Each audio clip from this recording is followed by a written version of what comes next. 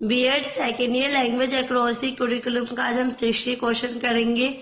What is text structure? Text structure क्या होता है? Give the importance of text structure in education. क्या इसके इम्पोर्टेंस है एजुकेशन में टैक्स स्ट्रक्चर के? और how the text structure has importance in literature, explain. कैसे टैक्स स्ट्रक्चर हमारे लिए इम्पोर्टेंट है लिटरेचर के लिए, इसे एक्सप्लेन करें। Meaning of text structure. Text structure का मतलब क्या होता है देखेंगे। Text structure refer to the how the information within the written text is organise. Text structure का नाम से पता चलता है जो कि हमने लिखित रूप में जो हमारे टैक्स बुक में जो स्ट्रक्चर दिया जाता है उसे हम टैक्स स्ट्रक्चर कहते हैं, जिससे कि हमें पता चलता है कि किस तरीके से जो हम रिटर्न वे में जो लिखा हुआ चीज है उसके से हम इंफॉर्मेशन प्राप्त करते हैं। This strategies help students understand that a tax might present a main idea and details a cause and then its effect or different views of a topic. इसमें क्या होता है, जो इस स्ट्रेटेजीज को इस तरीके से इसलिए बनाया जाता है कि जो बच्चे होते हैं उसे इजी तरीके से समझ सके कि जो टैक्स है उसमें क्या बताया गया है, क्या प्रेजेंट है, इससे हमें क्या आइडियाज मिलते हैं, इससे क्या डिटेल्स में हम जानते हैं, इसके क्या कॉजेस है, क्या इफेक्ट्स है, और इससे जो भी बच्चा पढ़ता है उसके क्या आइडियाज होते हैं, क्या टॉपिक्स को लेके उनके जो डिफरेंट व्यूज होते हैं वो क्या होते हैं। Teaching student to recognise common text structures can help students monitor their comprehension. इसलिए जब हम बच्चों को पढ़ाते हैं तो उसे रिकॉग्नाइज करते हैं कि वो जो जितने भी बच्चे होते हैं उनकी कॉमन टेक्स्ट बुक हो, उनका जो टैक्स स्ट्रक्चर होता है वो सेम होता है। इससे क्या होता है, जो बच्चे होते हैं उन्हें मॉनिटर करना भी आसान होता है और टीचर को इस इजी वे में वो बच्चों को मॉनिटर कर सकते हैं, उनका जो कॉम्प्रिहेंशन है उनके बारे में अच्छे तरीके से वो समझ सकते हैं। जैसे कि एक ही वो टॉपिक पढ़ाते हैं पर उसमें क्या होता है, जो टीचर्स होते हैं उससे क्वेश्चन आस्क करती है, जिससे उन्हें पता चलता है कि बच्चों को इससे क्या समझ आया है, किस तरीके से उन्होंने इससे आइडियाज लिए, क्या उसके बारे में वो जाने। तो उसके जो बच्चों का नजरिया होता है टॉपिक को लेकर, उसे समझने को लेके उनका जो पॉइंट ऑफ व्यू होता है सभी बच्चे का डिफरेंट होता है। तो ये चीज जो होती है, जो टीचर बच्चों से समझाने की कोशिश करती है और उन्हें नई नई चीजें भी बताने की कोशिश करती है। टैक्स स्ट्रक्चर का मतलब समझे कि ये होता है कि जो भी चीज हमने लिखा हुआ है उससे हमें नॉलेज प्राप्त करना, उससे आइडियाज लेना, उसे समझना और उसके इस कॉजेस इफेक्ट्स के बारे में जानना और उसका जो पॉइंट ऑफ व्यू है, क्या कहना चाहता है वो उस टैक्स स्ट्रक्चर में, स्टोरी में वो जानना। Importance of text structure. Importance क्या होता है टैक्स स्ट्रक्चर की? Teachers can use these strategies with the whole class, small groups और इंडिविजुअल। जो टीचर्स होती है वो टैक्स स्ट्रक्चर का इस तरीके से स्ट्रेटजीज बनाती है जिससे कि वो बच्चों को इजी वे में समझा सके, एक पूरी क्लास के अंदर या छोटे ग्रुप में या फिर एक एक करके बच्चों को समझाना। मतलब टीचर के ऊपर डिपेंड करता है वो किस तरीके से बच्चों को चीजें समझाती है।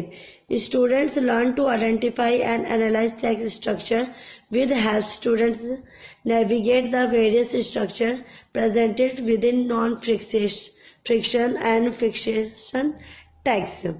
इसमें क्या होता है, जो स्टूडेंट्स होता है उन्हें जानने में भी आसानी होती है, उन्हें आइडेंटिफाई करने में भी आसान होता है, टीचर को उन्हें एनालाइज करने में भी आसान होता है कि जो भी उन्होंने बच्चों को टैक्स स्ट्रक्चर में टैक्स में समझाया उसे कितना समझ आया, उससे बच्चों को क्या हेल्प मिली, उन्हें क्या उसके बारे में अपने आइडियाज या थॉट्स लगाए, उससे बच्चों को क्या फायदा हुआ फिक्सेशन और नॉन फिक्सेशन टैक्स पढ़ के। ये सारी चीजें क्या होती है, टीचर और बच्चे दोनों के लिए यूजफुल होती है। As a follow up, having students write paragraph that follow common text structures help students recognise the text structure why they are reading.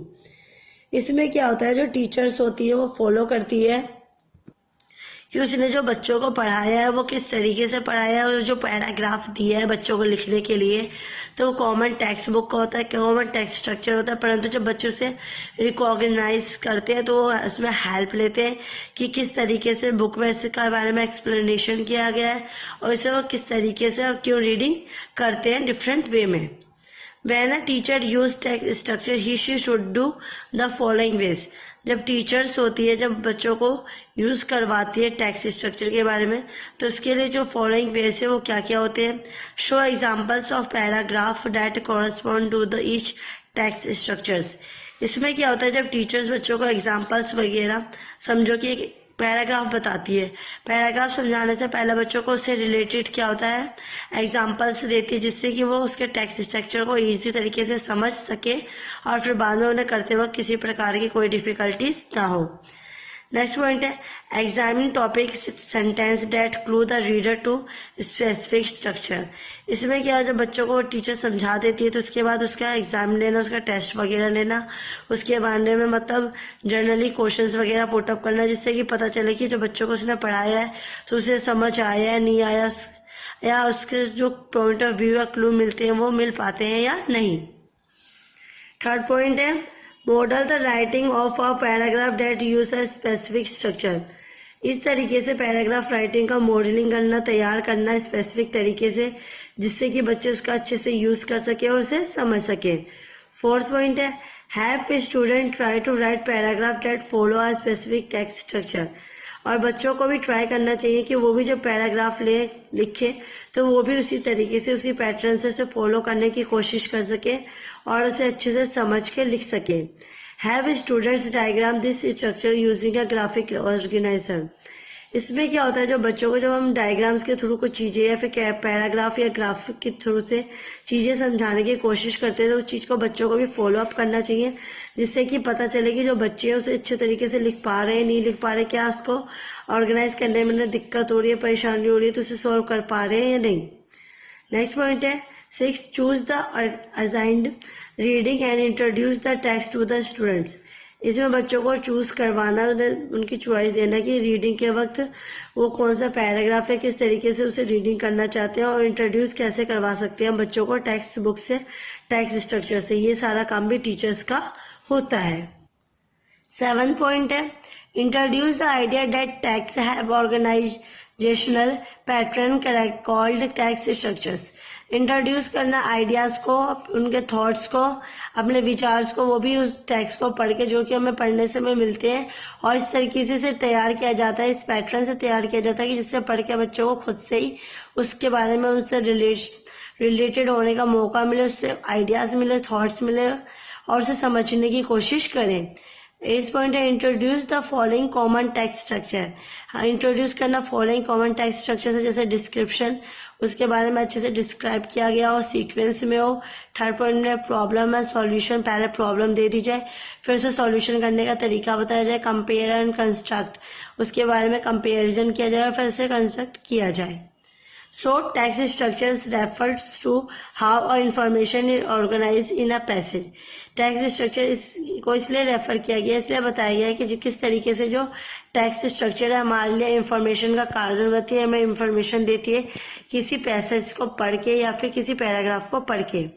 The structure of a text can change multiple times in a work even with in a paragraph. जो हमारा text structure है वो multiple time change भी होता रहता है अपने काम के हिसाब से, अपने वर्क के हिसाब से। मतलब जो हर एक पैरा होता है उसका मीनिंग और उसका बताने का तरीका अलग होता है। हर पैराग्राफ में, पैसेज में एक अलग मैसेज छोड़ा जाता है जो कि बच्चों को समझना होता है। और इससे क्या होता है, हर एक पैराग्राफ में जो भी बातें होती है वो डिफरेंट होती है।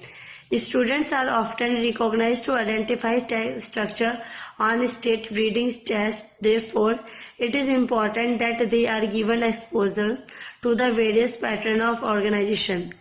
इसलिए क्या कहा गया है कि जो हमारा स्टूडेंट्स के लिए जो टेक्स्ट स्ट्रक्चर बनाया गया है, इसलिए रिक्वायर होता है कि जिससे वो उसे आइडेंटिफाई कर सके, उस चीज को समझ सके और उसे अपने रियल लाइफ में ला सके, और जो भी रीडिंग वगैरह उसमें वो अच्छे से रीड कर सके, इसकी इम्पोर्टेंट को समझ सके, और जो भी इसका ऑर्गेनाइजेशन वे में जो इसका काम होता है उस चीज को अच्छे से और पैटर्न के थ्रू समझने की कोशिश कर। हमारा meaning and importance of text structure.